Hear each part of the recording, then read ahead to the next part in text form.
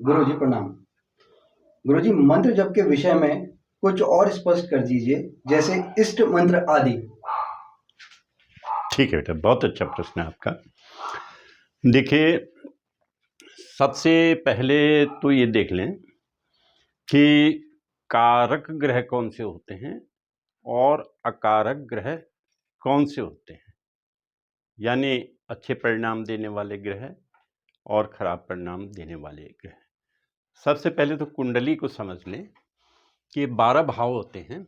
12 भाव में से जो त्रिकोण भाव हैं, लग्न, पंचम और नवम, ये शुभ भाव होते हैं और इन त्रिकोणों के स्वामी माता लक्ष्मी होती हैं।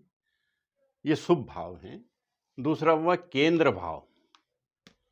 केंद्र भाव के स्वामी, इनको विष्णु भाव भी कहते हैं, ये भी शुभ भाव होते हैं। और इसमें 6, 8 और 12 भाव ये अच्छे भाव नहीं माने जाते और इसमें किसी ग्रह का होना या इनके स्वामी का किसी भाव में होना उसको अच्छा फल प्रदान नहीं करता है। फिर आप ये देखिए कि जैसे तृतीय भाव है और 11वां भाव है, इनके स्वामियों को भी अकारक ही माना जाता है, ये शुभ नहीं माना जाता। इसमें से आप ये देखिए कि जो अष्टम भाव है, अष्टम भाव को अशुभ भाव मानते हैं, ये आयु भाव है। और इस अष्टम भाव से अष्टम भाव होता है तृतीय भाव, इसको भी इसी के समान माना जाता है। हालांकि ये पराक्रम भाव है, लेकिन फिर भी इसको अष्टम भाव के समान माना जाता है।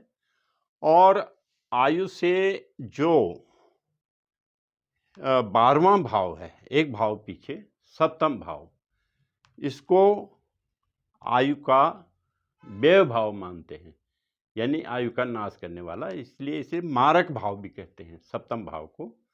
और इसी तरह से अष्टम भाव से अष्टम भाव यानी तृतीय भाव, इसको भी आयु भाव के समान माना जा सकता है। और इसका जो व्यय भाव होगा यानी द्वितीय भाव, इसको भी मारक भाव कहते हैं और इसके स्वामी को भी मार्केश कहते हैं। इसी प्रकार से लग्न का जो 12 भाव है, उसको भी लग्न का व्यय भाव होने से मारक भाव कहा जा सकता है।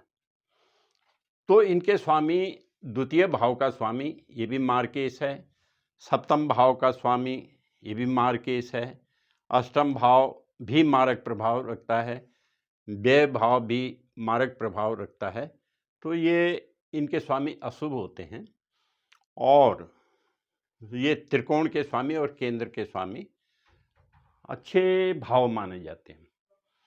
केंद्र को विष्णु भाव और त्रिकोण को लक्ष्मी भाव मानते हैं। और जब भी केंद्रेश की और त्रिकोणेश की जब भी युति होती है तो ये राजयोग कारक ग्रह हो जाते हैं। अब मुझे ये बताना था कि जो प्रतिदिन 6 ग्रहों के जप की बात मैंने कही थी, जैसे कि वर्तमान दिन के से संबंधित जो ग्रह है उसका जप करना, और महादशा से संबंधित ग्रह का जप करना, अंतर्दशा से संबंधित ग्रह का जप करना, प्रत्यंतर दशा से संबंधित ग्रह का जप करना। तो ये मैंने इसलिए बताया क्योंकि मान लीजिए कि महादशा का ग्रह आपका शुभ है, अंतर्दशा का ग्रह भी शुभ है, प्रत्यंतर दशा का ग्रह भी शुभ है, तो इस अवधि में आपको अधिक से अधिक लाभ हो सकता है। लेकिन ये लाभ की जो मात्रा है वो तब बढ़ेगी जब आप इसका जप करते रहेंगे।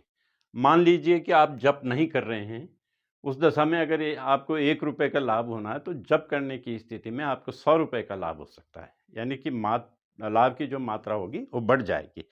इसीलिए महादशा और अंतर्दशा और प्रत्यंतर दशा तीनों के जप करने का ये लाभ है।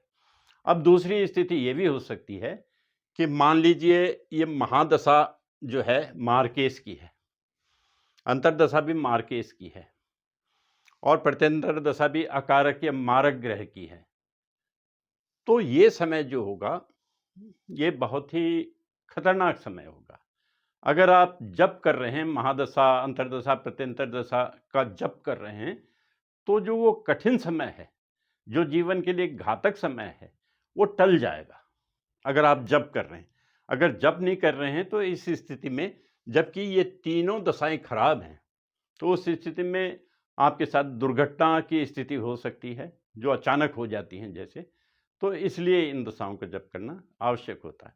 दूसरी एक बात और समझिए कि जो वर्तमान दिन है उससे संबंधित ग्रह का जप करने से ये लाभ होता है कि संबंधित दिन में उस ग्रह से संबंधित ऊर्जा सर्वाधिक होती है और सूर्योदय के 1 घंटे के अंदर उसी ग्रह की होरा होने की वजह से भी उससे संबंधित ग्रह की ऊर्जा सर्वाधिक होती है। तो इसका जप करना अधिक प्रभावशाली होता है वर्तमान दिन से संबंधित ग्रह की का जप करने से और अधिक लाभ होता है। अब आप ने ये पूछा कि इष्ट क्या होता है ना? इष्ट मंत्र क्या होता है? तो इष्ट से संबंधित ये स्पष्ट जान ले कि जो पंचमेश का देवता होता है वही इष्ट होता है। पंचमेश का देवता इष्ट होता है। मान लीजिए कि पंचम भाव में मेष राशि है, तो पंचमेश क्या हुआ? पंचमेश हुआ मंगल, और मंगल का देवता क्या है? हनुमान जी। तो इसलिए आपको अगर पंचम भाव में किसी की मेष राशि है तो उसके इष्ट हनुमान जी होंगे, और उस व्यक्ति को, ऐसे व्यक्ति को हनुमान जी के मंत्र का जप करना चाहिए, ओम हं हनुमते नमः। तो इस तरह से आप देखिए कि अगर पंचम भाव में मेष राशि है या वृश्चिक राशि है, और मेष और वृश्चिक राशि का स्वामी होते हैं मंगल, मंगल के देवता हो गए हनुमान जी, ओम हं हनुमते नमः, यह आपका इष्ट मंत्र होगा। पंचम भाव में अगर आपके वृष राशि है या तुला राशि है तो इनके स्वामी हो गए शुक्र, और शुक्र की देवी हो गई लक्ष्मी माता। तो आपका इष्ट मंत्र होगा ओम श्रीं ह्रीं श्रीं महालक्ष्मी नमः, ओम श्रीं ह्रीं श्रीं महालक्ष्मी नमः। यदि पंचम भाव में मिथुन राशि है और कन्या राशि है तो मिथुन और कन्या के स्वामी हो गए बुध, और बुध के देवता हो गए गणेश जी। तो आपका इष्ट मंत्र होगा ओम गंग गणपते नमः। यदि पंचम भाव में कर्क राशि है तो कर्क का स्वामी हो गए चंद्रमा, और चंद्रमा के देवता हो गए शिव जी। तो आपका इष्ट मंत्र होगा ओम नमः शिवाय। यदि पंचम भाव में मकर राशि हुई तो मकर राशि के स्वामी हुए शनि, और शनि के भी देवता हुए शिव जी। तो इस स्थिति में भी ओम नमः शिवाय ही इष्ट मंत्र होगा। लेकिन शनि की ही एक राशि, कुंभ राशि, यदि पंचम भाव में है तो उनके स्वामी हो गए शनि, और इस स्थिति में जो ज़्यादा अच्छा मंत्र होगा शिव जी से संबंधित, वो रुद्र का मंत्र ज़्यादा अच्छा होगा। तो यदि पंचम भाव में कुंभ राशि है तो संबंधित व्यक्ति का जो इष्ट मंत्र होगा ओम रुद्राय नमः। यद्यपि ओम नमः शिवाय से भी लाभ होगा, लेकिन इससे ज़्यादा लाभ होगा ओम रुद्राय नमः से। अब यदि पंचम भाव में जिन लोगों के सिंह राशि है, धनु राशि है और मीन राशि है, तो इनका इष्ट मंत्र होगा ओम नमो भगवते वासुदेवाय, ओम नमो भगवते वासुदेवाय। ये हैं इष्ट मंत्र। अब एक मंत्र मैंने पहले बताया था आपको कि जीवन रक्षक मंत्र, जीवन रक्षक मंत्र आप इसको ले सकते हैं और प्रतिदिन इसको अवश्य जपना चाहिए और जितनी संख्या में आप जप सकें। लेकिन ये जप के मामले में इस बात का ध्यान रखें कि रोज़ लगभग बराबर ही मंत्र जपें।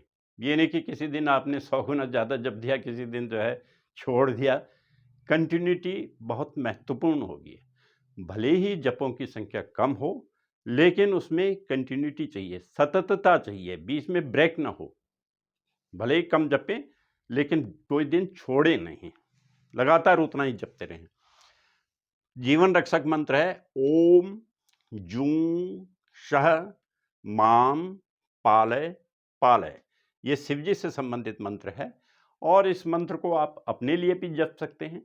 इस मंत्र को आप अपने पुत्र के लिए भी जप सकते हैं या किसी भी संबंधी के लिए इसको जप सकते हैं।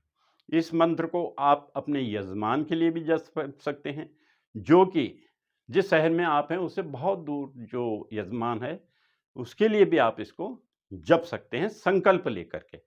एक चीज़ ज़रूर है कि जो भी मंत्र आप जपते हैं उससे संबंधित संकल्प अवश्य ले लेना चाहिए कि मैं आज इस तिथि को ये संकल्प लेता हूँ कि इतने जप पूर्ण करूँगा और इस उद्देश्य से पूरा करूँगा।